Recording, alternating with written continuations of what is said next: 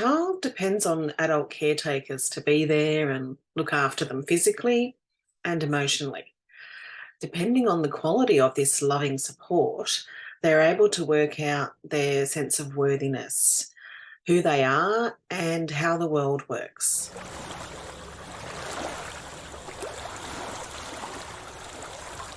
As they grow, they get a sense of whether the world is a safe place.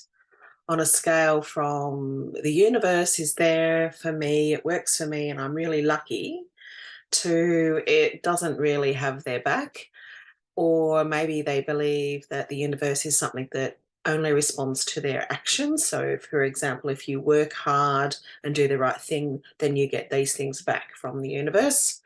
And when I talk about the universe, I'm talking about any belief that somebody has. So, a religious belief, a belief generally in the universe, in karma, and all the other beliefs out there.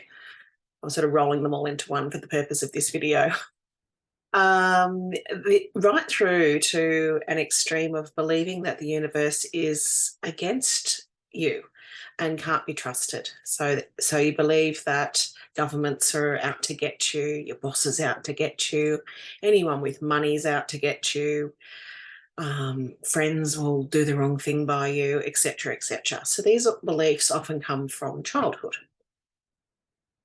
When things go wrong or the child does something wrong and they get hurt, as is a normal part of life, if a loving adult is there to offer consistent support that the child is still worthy, that they're still lovable, that they're good, that they're valued, and that what happens is not who they are, if someone's there to explain all that and be there, then the child learns that they are not these things, no matter what happens to them. Children believe the perceptions that the adults have of them to be the truth and often carry this into adulthood.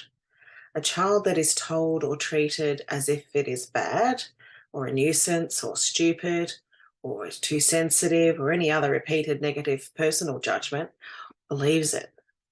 If there is little or no support from a loving adult in amongst the ones that are giving the negative stuff, or if that love and support is very conditional, then the child learns to rely on itself and feels unworthy of support or love. If these adults abuse the child learns that they are not worthy of basic human rights. And the universe or God or whatever is not there for them either. They feel totally alone. This can also occur if a child is from a seemingly loving home and something bad happens to them and they don't feel they can actually tell anyone because they're too scared or too ashamed or just don't feel that they can trust anyone. If you didn't receive this supportive upbringing, there may be a part of you that still longs for it. It may be buried deep down inside of you, but it's still there. It can show up as feeling a deep need to be loved, but not trusting anyone to actually love you, to feeling not worthy of others' loved, ashamed of who you are, but still longing to be loved, or maybe clinging to abusive relationships because the pain of losing even that little amount of love can be just too much. Or maybe it's safer to fantasize about being loved and loving someone who you're not actually in a relationship with. It's this longing for someone to come and save you and love you. We all have these different parts of us. We're multifaceted. Some people are more aware of this than others, and most of us, including me, wasn't even aware that I had all these different parts for quite some time. As you learn more about this, you can come to understand these parts of yourself better. The unloved part of you might still be operating from the child's perceptions about yourself and the world. So it's still wanting an adult to come and show you real love and save you. The thing is, it's that this part of you doesn't really know that you're an adult now, that you're all grown up. It's still running your life from these old childhood beliefs and habits, these behaviours. This part of you hasn't updated these beliefs or habits. And why would it, as your actions and life continually validate and confirm this? It's like this vicious cycle. It's running on others' faulty, damaged perceptions of you, not on who you actually are and how the world is. And this part of you doesn't even know that you're an adult who now gets to decide who you are. You get to choose who you are, not somebody else. And you get to choose what you believe and your perceptions. And these beliefs and perceptions then shape how the universe and others treat you to a large extent. You can't just change these old patterns and beliefs with a few good memes or because someone like me told you to. This part of you needs proof. I mean, you want to be shown that it's real. There are parts of you that try to protect you from getting hurt, from getting let down or being lonely, etc. These parts put up walls and they push others away.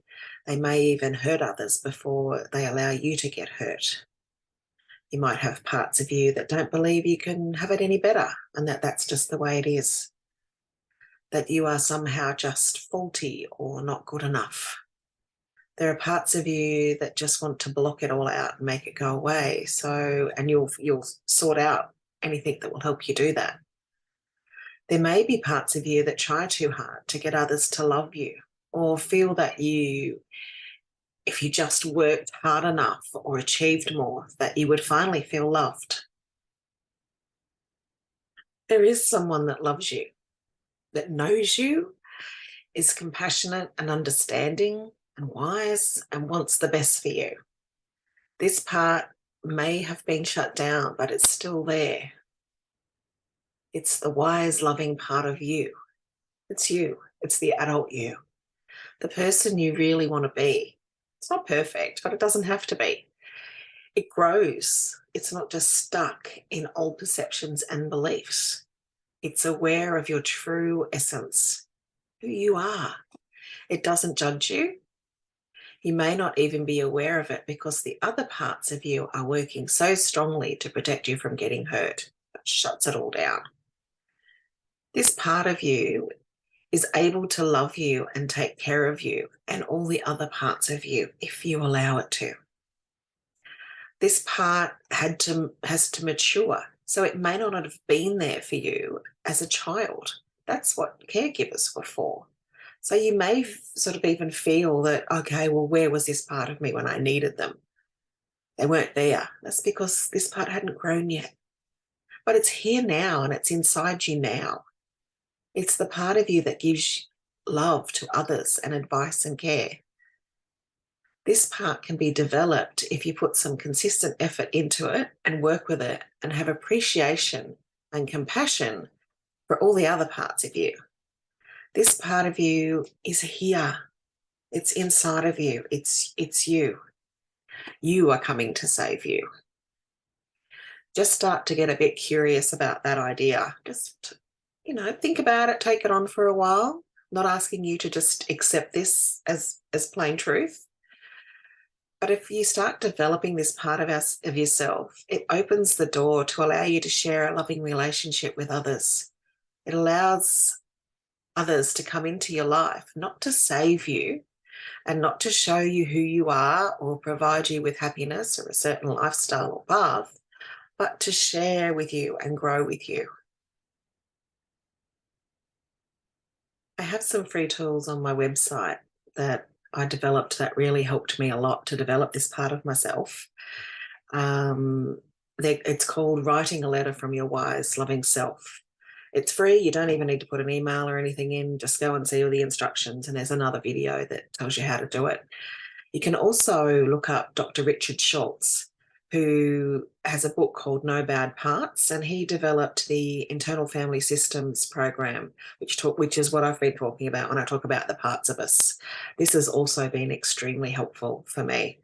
You can also go to see a psychologist, and they will help you go through this and talk about these parts of yourself and find them and find how they're working with each other to help you move forward. If you've enjoyed this video, I've gotten something out of it, then and you'd like to see more, then just hit the subscribe button, like the video, and maybe the notification bell. It'll come up the next time you're on YouTube. You'll see some of my video suggestions. Doesn't cost anything. Thank you so much. Bye.